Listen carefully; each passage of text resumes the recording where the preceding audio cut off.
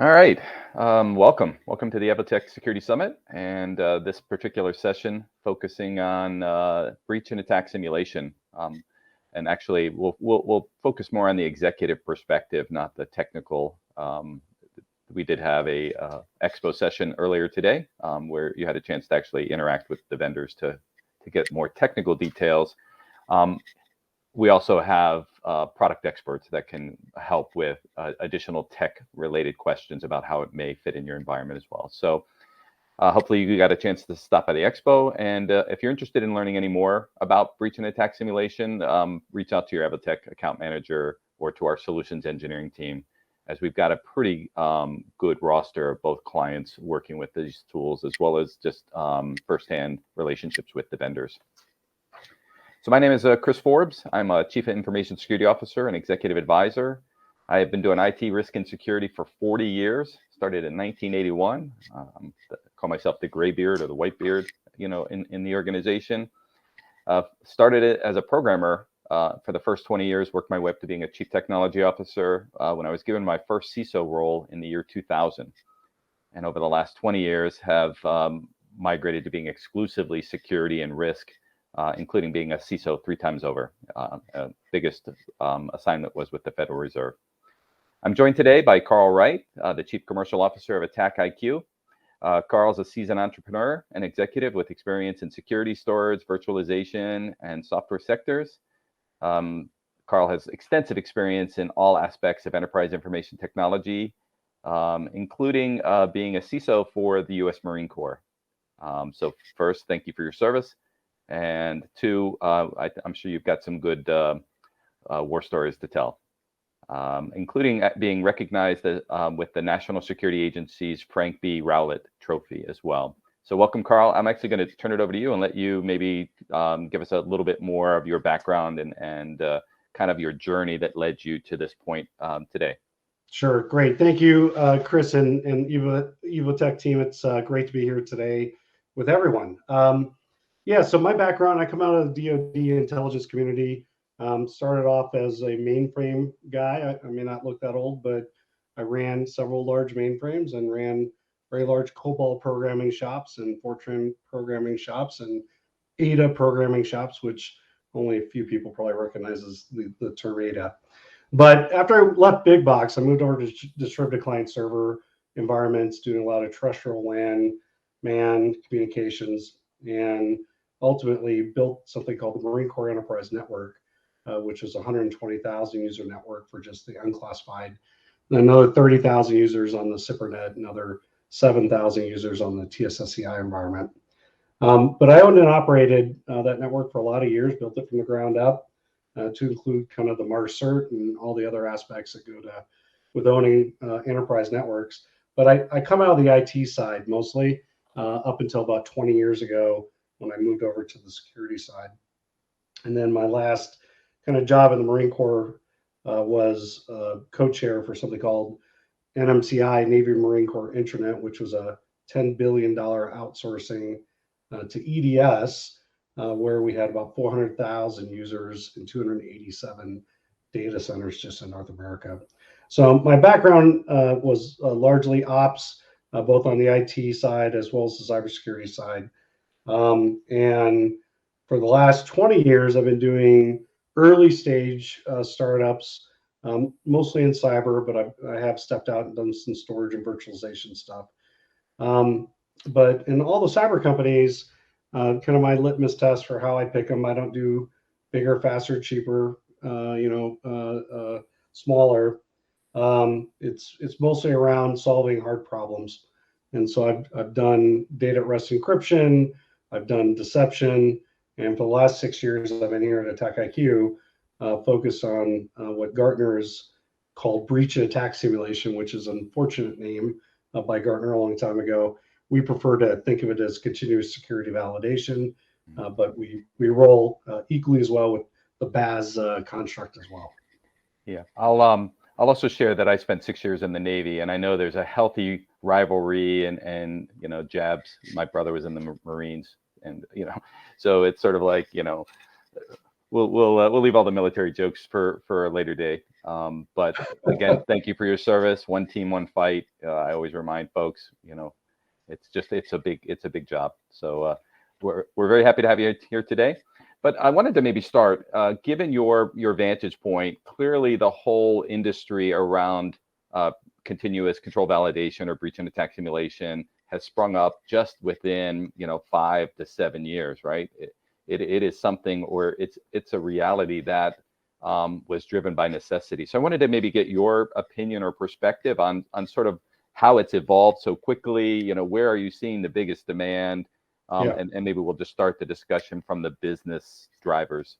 No, it sounds great. And for everybody on here, we have a number of slides we put together to facilitate the conversation today. We may not go through all those slides, but we'll make them available to everybody after the conference here today. And so let's talk just a little bit about the problem space. And before we jump into BAS, I kind of want to talk at a higher level. And I've been doing cybersecurity. I deployed the first IP-enabled routers in the Marine Corps, right? And so there wasn't really cybersecurity before IP-enabled routers. And so I've dealt with every single possible challenge you could have from a cyber defensive operation perspective in both buying, deploying, and maintaining, let alone defending yourself against advanced adversaries that want to do things.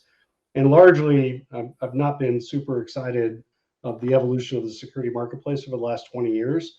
We continue to spend a lot of money on cybersecurity capability, people, and processes, yet the number and severity or frequency and severity of breaches is going up exponentially year after year. And so there's a real problem with the asymmetry of what's going on. For every dollar a bad person spends, we spend $100 to try to deal with it, and that asymmetry is not going to work out in the long run. And so one of the things I always talk about in the beginning of these presentations of why BAS, it's an important part of finding a T word, transformation word, as you think about future-proofing cyber defensive operations and architecture and what you're going to do today and where do you want to be in 5 years.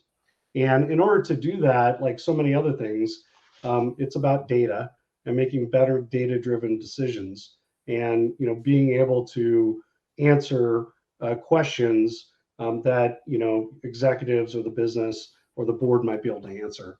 And again, I'm not going to read all this. I'll send this to everyone. But when we talk about the business case for cyber, what we really want to do as on the vendor side or the consultant side and on the operations side, if you're a cybersecurity organization, is correctly identify what your challenges are. And these are coming from our CISOs.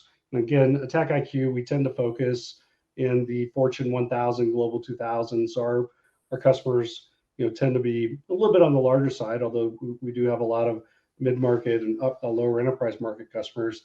But generally speaking, we hear over and over again that the operational tempo that security teams are dealing with is incredibly challenging today. And they're in the fight on a daily basis. And because they're in the fight on a daily basis, it's very difficult for them to be proactive and to do a number of other things. And so it's kind of a vicious cycle when you start adding in skills gap problems with people, or maybe organizations don't have the people they need, or they're trying to manage too many things, and then you have a bunch of board and business challenges. And so to kind of directly answer your question, what we try to do in the very beginning stages from a BAS perspective is put the chief information security officer or the security team in a position to answer three very basic questions. Are we okay? Can we defend ourselves against whatever the flavor of the day is? There's always something new that's popping. Invariably, somebody asks, can that happen to us? Can we detect that? Can we prevent that? And that's a question that organizations more and more need to be able to answer in a timely fashion. Yeah. The other questions are around, can someone steal our data? Can we be held to ransom? And then, of course, now with the security budgets and kind of what's happening in the market, people are saying, where should we invest next and why? What's the proof of that?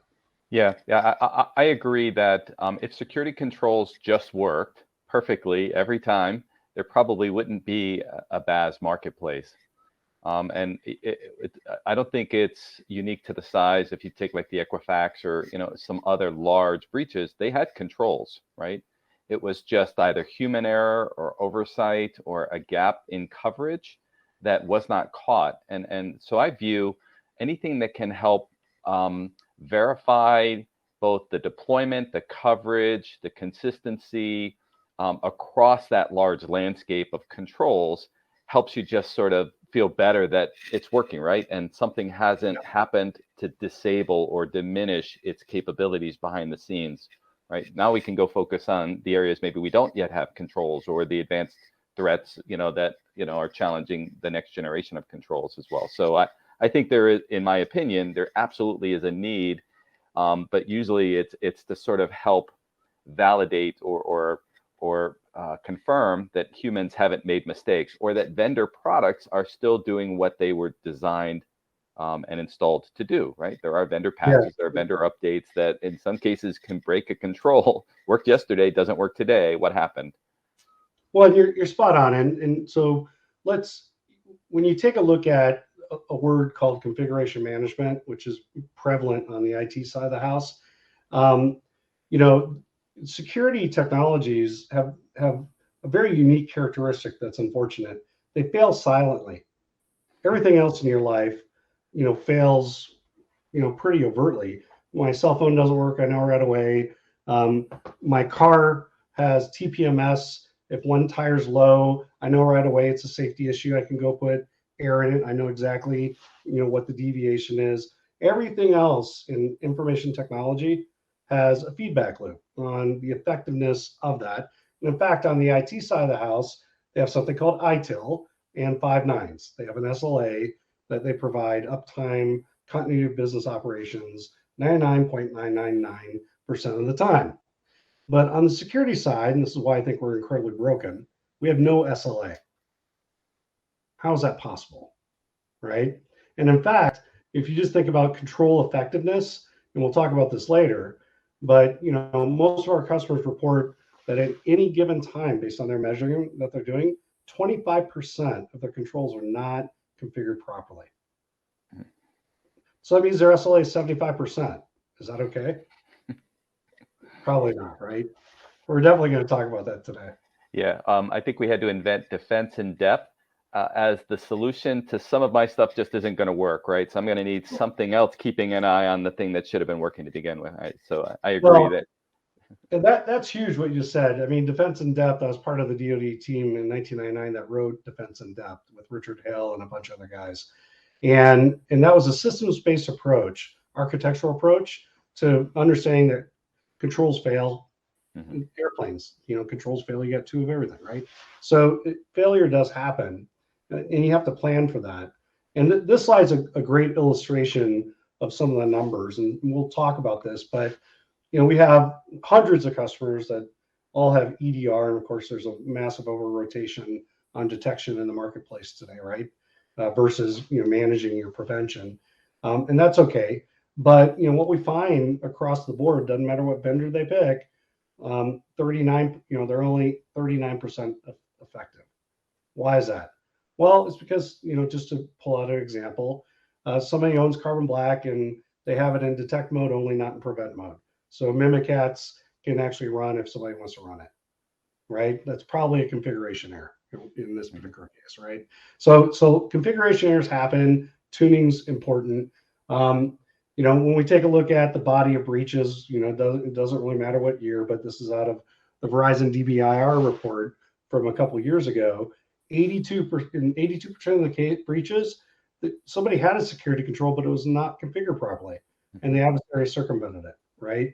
And so all this data is out there now, and so we can see the importance of configuration management and kind of what the adverse impact of not showing ROI or effectiveness of these controls. Yeah, no, I always look at the corollary to that as well to say configuration errors introduce or diminish a control's capability, but then sometimes the control just is not designed or capable as well. So it's also being able to recognize when a control will not catch a new threat as well. We'll go through that in just a second. I wanted to maybe from a CISO's perspective, it's great that this capability and process and practice are available. What are some of the critical success factors that you would sort of advise, CISOs? Because I don't think you can just throw the switch and this solves all your control problems overnight. I think this is part of a journey. It's an additional set of tools and technologies that sort of help reinforce or catch the gaps in your control coverage or fabric. What would be some critical success factors for how this journey looks? Yeah, so the first thing is to recognize that this is a program, not a tool. And somebody institutes an entire continuous security validation or program. A BAS is a tool. That's a vendor that sells something, right? That's why the CSV thing is important. The other thing that's super important about a capability like AttackIQ is developing a practice around it. And our practice largely is comprised of both obviously the operational capability of our technology, but even more so it's around MITRE ATT&CK and the authorization of MITRE ATT&CK cross-functionally, whether it's in the D or in the O, right? And so if your authorization of the MITRE ATT&CK framework, whether it's via CTI, via red teaming, via purple teaming, via mapping the existing security controls that you own and operate today and what they're good at detecting and blocking within the framework, right?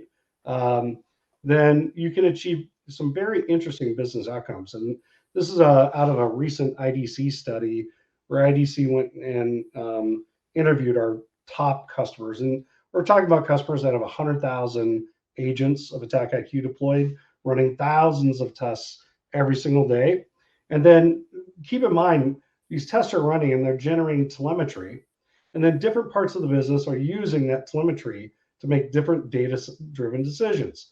If you are the person that owns and operates EDR, as an example, in that particular business, and for some reason your detection logic is not working, you thought you should be detecting this particular adversary technique, but you're not.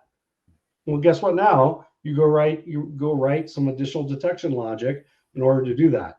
And so point being here is different parts of the business are going to realize real business outcomes through the programmatic approach of testing, but more importantly, using that data to gain operational efficiencies and capability. Does that make sense? Yeah, absolutely. Good. Yeah, go ahead. Keep going. I'm sorry. Oh, no, it's okay. Yeah, I was going to ask about, so I think it's hard to argue with the value of being able to verify your controls haven't been misconfigured or that they are capable of detecting the latest zero-day or threat. Are there controls in the environment that your tools have not yet sort of been applied to, right? So I imagine you'll test firewalls, you'll test IDS, you'll test endpoint protection, probably the things that we rely on to catch 80 or 90% of the attacks. But where is it that BAS is going? Where is it that, it's maybe still not good at testing human controls, as an example? What's your opinion on how capable it is today, but kind of what's on the horizon for improvements in BAS? Yeah, so I agree with that statement. So I threw up this slide here, which are kind of the most common controls that most enterprise organizations are going to deploy, right? Whether it's in cloud or on-prem or hybrid situation. And so BAS is incredibly good at testing, all these type of controls. But keep in mind that it's not just about testing that control, it's the methodology for which you test different controls. How you test an inline security control is very different than how you test, something else. And then, where this goes is this: the evolution of breach and attack simulation has to evolve on two different planes. The first plane is the effectiveness of the way you test the things that matter, right? Which we are control centric, right? That's the way we think. But the second thing is the content that you use to kind of do that, and what modality that content is used in. So I'm going to give you an example. So when you're doing testing, you can certainly test as system. So you have max privilege and you can do anything that you want to do at system. But would it be interesting to test as user? So actually put a user credentials in and be able to test all the way up into the application based on user behavior analytics or anything else. And so we do that today. And so the point here is by changing the modality of the test to be away from kind of a classic test into user level testing, there's a lot of things that you can do for that. And then the other side of that is think about microservices or Kubernetes environments where you have a complex application framework between containers, and you want to really understand, what the flow control is between a front end, if you would, and a back end database. And so all of those type of things can be tested today as well with BAS technologies. Great. The other things that are important to test though are processes, right? Mm-hmm. And so let me give you a couple that we see routinely break down. So there's a war story I'll tell. There's a large bank with 5,000 ATM machines. The ATM machines, for whatever reason, are running Windows 2000 Server 2008. They have Carbon Black on it. They have Windows Logger. They have a microsegmentation capability of ATM machines. Everything rolls up to Splunk, and there's about 12 million a year they're spending on the capabilities and people to monitor the ATM fabric. And what we did is we ran a very simple Windows credential harvesting project. We used a bunch of common things like Mimikatz and blah blah blah, harvested credentials, and in literally I'd say 6 minutes had compromised over 300 ATM machines. Right. So one of the things that our system does is attack production environments, and so we were able to actually do that. And so what was interesting was, 3 major failures in that particular example.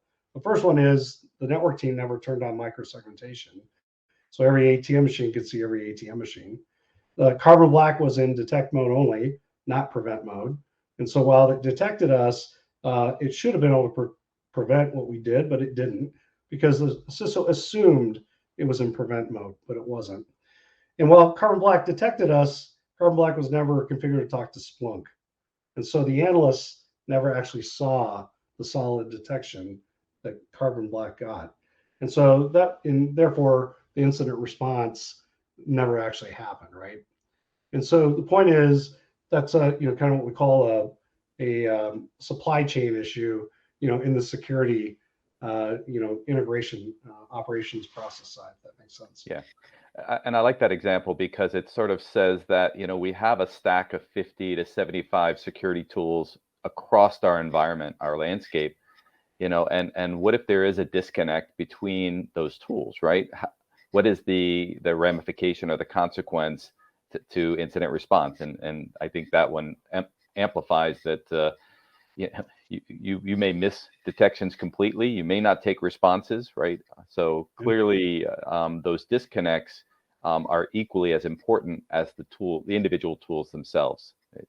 So, but it goes back to what you said earlier of taking a systems-based approach. There's a defense in depth there. You have point of breach, you have lateral movement, you have incident response, right? And all of it broke down because it was a multi-system failure, right? Mm-hmm. You started to touch on my very next question, which was the ability to test identity and access management controls, right? Sort of that's a little bit less concrete, maybe it's authentication, authorization, but it's usually privilege escalation. So I was just curious where you were seeing both the current capabilities around validating identity and access management controls, or where that's headed.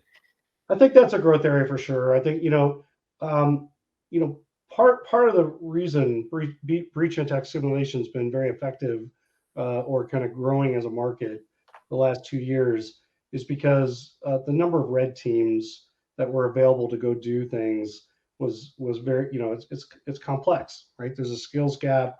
There's not enough red teams. It's kind of, they tend to move around quite a bit from job to job, and it's episodic at best. They're so busy, they can test one part of an environment, provide reports, but they can never go back and retest it. They've got to keep moving on to the next thing. And there's a large bank, to kind of double click on this, that spends $6 million a year on red teaming. And with that, they can only sample 1% of the global topology per month, or 12% per year. And so is that enough? Are you testing yourself enough? Probably not at 12% a year, right? And so the reason why I bring that up within this context is that that's actually an area that red teams really shine, and that humans are probably much better at testing than having automated testing. And so I think it's important to recognize that there's lots of things that should be tested at scale using complete automation, but there's going to be other things that are, better for the red team with their skill set to be able to do. And I think that's important. Yeah, we are hearing from our fintech and banking customers the need to move towards continuous monitoring, continuous validation. Yeah. The old world of once a year pen testing, and then the rest of the year you're hoping nothing significant changes. But to the fact that if it's important, if it's moving money, if it's wires, if it's account access, those types of things, they want some level of continuous control validation. So I'm curious what you're seeing, what percentage of your customer base is sort of, all in on the continuous validation, and sort of what's involved in getting to that level of reporting. Yeah, that's a great question. So I'd say over the last 14 to 18 months, we've seen a pretty significant uptick to the programmatic approach to continuous security testing. So whether it's very, very large banks or healthcare organizations that operate in 32 markets, or payment processing companies that very well or have heard of, what we're seeing is a much more programmatic, structured approach to this. And so they may deploy, keep in mind, some of these have like 400,000 desktops, right? And so they're deploying about 100,000 agents across 400,000 desktops. And there's a methodology to that madness. But then they have an entire team of 7 people that are part of the continuous security validation program. And that continuous security validation program actually has 4 or 5 different customers within the organization. The first customer is detection engineering. Detection CTI team says there's an imminent threat to the bank. Detection engineering has this beautiful Asana application that shows them what their detection coverage is against that particular threat actor. They realize that they got a 20% gap, and so they go write the detections for that particular situation. But then they want to test to make sure those detections work. Why? Because humans wrote those detections. That's not some ML/AI thing, right? And so that's a big customer that is serviced by the AttackIQ team inside that particular bank. But then, they don't really care about continuous security validation and controls. They're worried about detection engineering. But then there's the blue team, right? And they own and operate all those controls we showed before.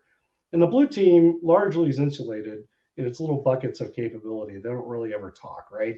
The EDR person doesn't really ever talk to the firewall person, doesn't really talk to the DLP person, right?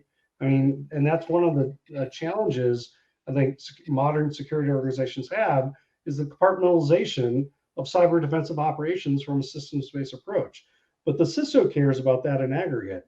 And so what you see, because the CISO cares about what is the effectiveness of my EDR, what is the effectiveness of my whatever, and then they can say, hey, I've got this vuln program, right?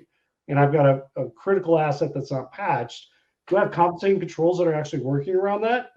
And so all of a sudden you see this convergence between risk management and threat management, using the data to make a determination if do they really need to patch that right now, or do they have a compensating control that they've tested that they know defeats whatever the adversary to the bank is. So yeah. The long answer to your question, but my point is, we're seeing an evolution. Purple teaming, you can call it purple teaming if you want, right?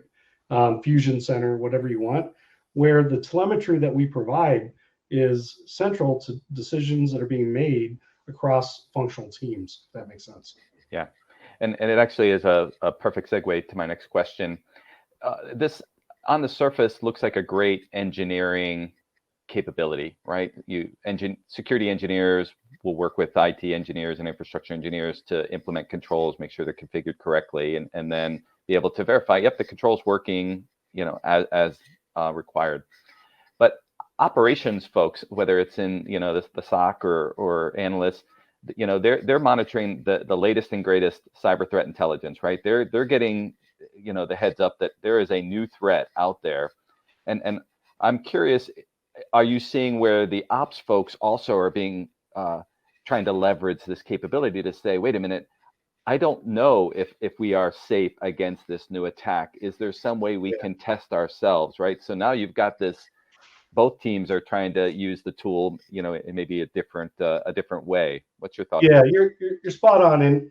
And testing is not the purview of the red team anymore. Testing, like everybody's got to test. We talk about CI/CD, continuous improvement, continuous delivery, and where securities fit in that is. It's if you own and operate something, you should be testing it, right? But there was a skill gap before, and that's why that didn't happen. That's why testing was the purview of that red team, right? And what we've done is, in some aspect, is democratize testing in such a way that someone who is not an offensive cybersecurity person can still test the capability that they're responsible for. But on the emergent threat, flavor, I like to call it flavor of the day. And unfortunately, we used to have flavors of the day once a month. Now it's once a day, right? I mean, just the systematic machine of the bad guy is incredibly good these days. And so what AttackIQ has is an adversarial research team. We're also part of the Center for Threat Informed Defense, where MITRE ATT&CK lives, and we have access to the sightings database and a bunch of other data that comes into the MITRE ATT&CK team that other people don't have access to. And so we're constantly monitoring CISO alerts, constantly monitoring other channels that we have.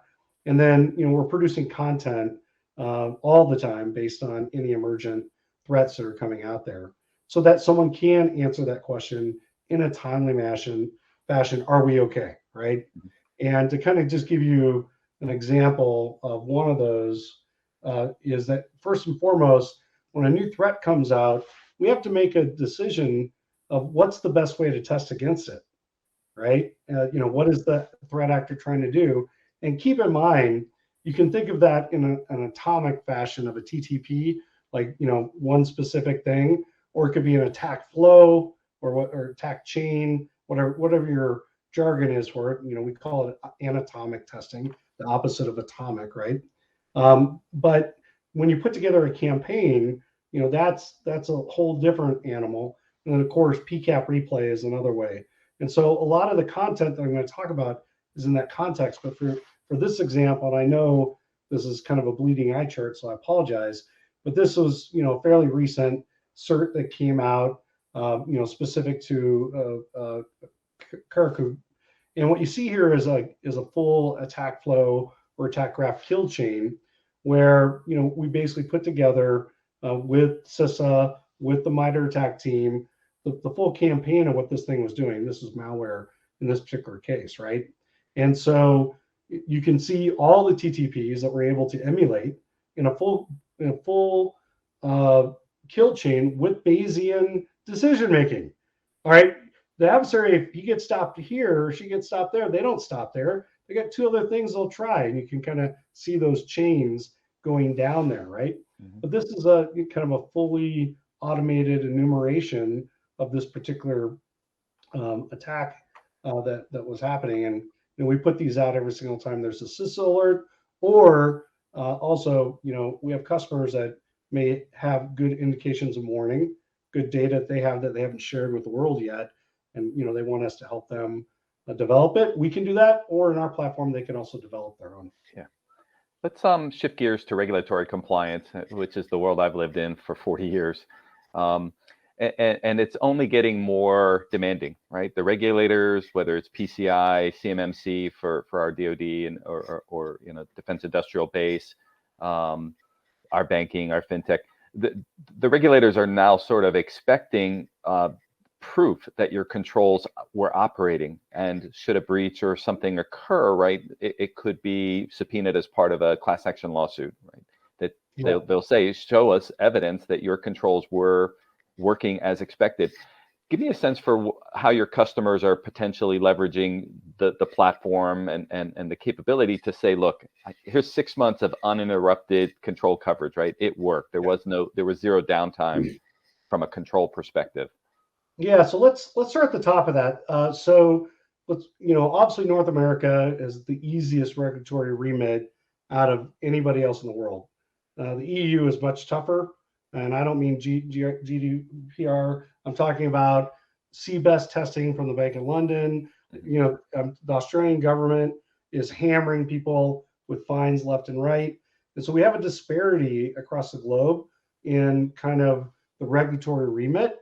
But very quickly, the U.S. is looking to, SEC in particular, looking to try to catch up with some of that. But the example I'm going to give today is around a very large customer we have in the United Kingdom, and they had a massive breach that resulted in a couple $100 million records lost.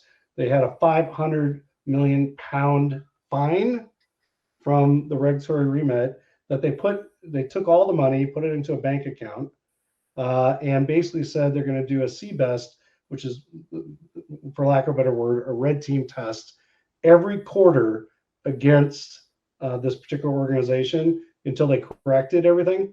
And that every quarter they failed, they'd take 25 million out of that bank account and they'd never get it back. Okay.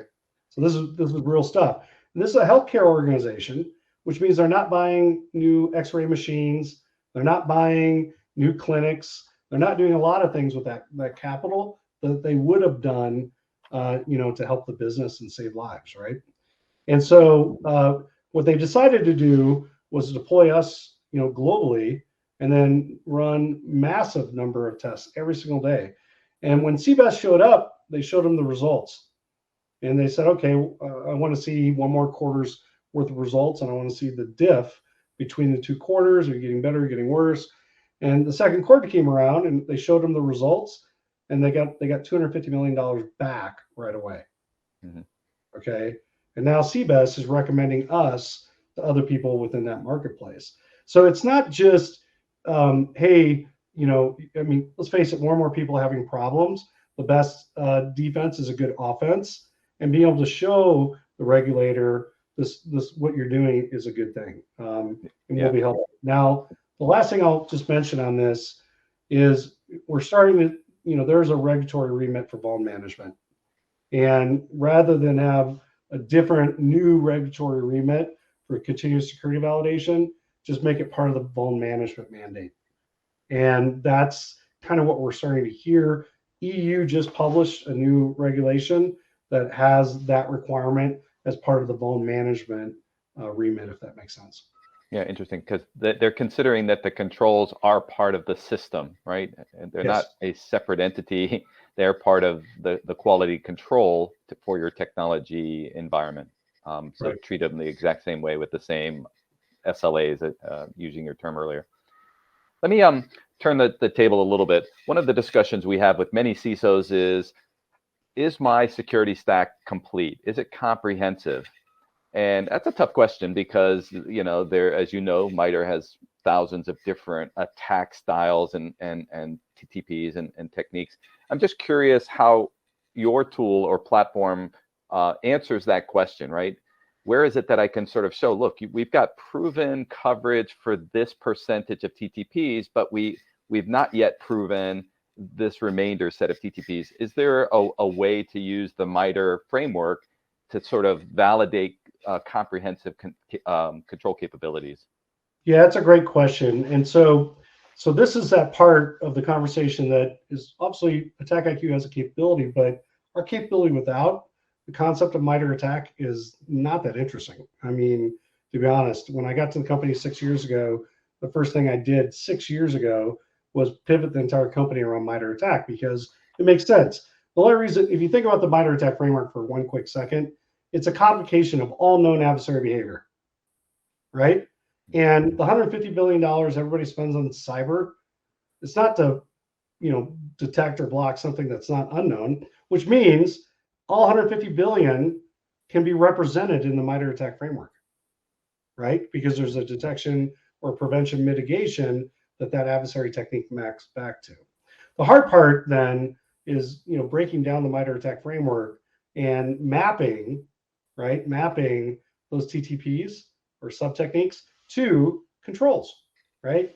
And so this is a problem that's an industry problem, not just a vendor or a customer problem. And that's one of the primary purposes behind the Center for Threat Informed Defense and behind something called the Threat Informed Defense, which is the practice of operationalizing MITRE ATT&CK across a lot of different areas. And so if for the listeners today, if you're not familiar with the Center for Threat Informed Defense, it's an industry consortium. Think of the Linux Foundation, if you would, as an example, where all these corporations, not government, just corporations, put hundreds of thousands of dollars in for the state-of-the-art, state-of-the practice of the MITRE ATT&CK framework. And why I'm bringing that up in this context is if you take a look at all these projects that AttackIQ has funded, on the left here, a lot of these are mapping. So I'm going to pick on Azure for a quick second. So a lot of customers buy E3 or E5, and they get all these Azure credits, and they run off under the cloud first strategy and start deploying Azure everywhere. And security architecture is in many cases an afterthought to the business's need to capitalize on cloud. And most CIOs and CISOs have no freaking idea that when you buy E5, you get 48 discrete security controls in Azure. 48. Which one should you implement? Nobody knows, right? But what we did at CTID and AttackIQ is we did a complete mapping of those 48 discrete security controls to every TTP. So what control detects or blocks or mitigates, interdicts what TTP? And so if I'm a bank and I'm worried about FIN 7, and I know that 16 of those security controls can interdict FIN 7, wouldn't I go deploy those first in my Azure cloud? And then when I test those to make sure that I did it effectively, right? And so all of this research is free and available to everybody for the public good. You can go to the CTED website and download these mappings, which constantly get updated, right? Yeah. Go ahead. I'm sorry. No, excellent example. And I think a lot of folks, the whole attack framework and all of the spin-offs have been evolving so quickly, but because there was such a need, right? And thank goodness they were able to sort of step forward and coordinate all the desire into something that was going to start building, right? Build level 1 foundations, build level 2 foundations. And it's picked up momentum. And I know from a CISO perspective, it has answered a lot of gaps where we just didn't have solid data to answer back to our executives or our boards of directors as well too. So we invest heavily, both from a product perspective, but also just for the community in the CTID. And a big part of what we do is we take all these projects that we work on with great corporations out there and the MITRE ATT&CK team, and then we bring these back and we implement them directly into our product. The reason why is MITRE ATT&CK is tough. The optimization of the MITRE ATT&CK framework is tough. And while the top 1%, like Citibanks of the world, spend $1 billion on security, can have a lot of people to go do that. What we really want to focus on is democratizing that, so that anybody can leverage, these capabilities without having to have, a massive security budget or something of that ilk. One thing I will bring up in that context, if the listeners, if you haven't seen it, encourage you to check out AttackIQ Academy. It's a free cybersecurity academy. We have well over 43,000 students in it now. But all of these projects that you see here, we actually put together a comprehensive course with labs and cyber ranges for students to learn how to use these projects internally if they want to. And again, that's free. There's no cost associated to it. Yeah, good deal. I think we're just up at time. So I wanted to give you the last minute to maybe put in any closing thoughts, calls to action, next steps. Yeah, I appreciate that. Look, this slide I'll leave with you. And again, a lot of people always ask me for this slide. These are all the different use cases for the MITRE ATT&CK framework. There's over 24. And, you don't need to do them all, but depending on where you're at in your capability maturity model, there's some that are super important. And AttackIQ has written fairly detailed practice guides and blueprints on how to do most of these. And quite frankly, a number of these have nothing to do with our product. It's around the authorization of the MITRE ATT&CK framework. And so what I strongly encourage anybody on the call today is reach out to EVOTEK, reach out to AttackIQ team. We definitely are obviously experts at breach attack simulation, but we're really passionate about the state of the art, state of the practice of authorization of the MITRE ATT&CK, and then helping people get business value out of that. Excellent. And with that, we'll go ahead and wrap up. Carl, excellent discussion. Very much appreciate both your experience, your insights, and your wisdom in this. I definitely think it'll be on a lot of CISO's discussion lists over the next year or two as well. So thanks again. And any other questions, just go ahead and send them to your EVOTEK reps, and we'll definitely get you an answer offline. Thanks, Thank you, guys. Chris. Take care. All right.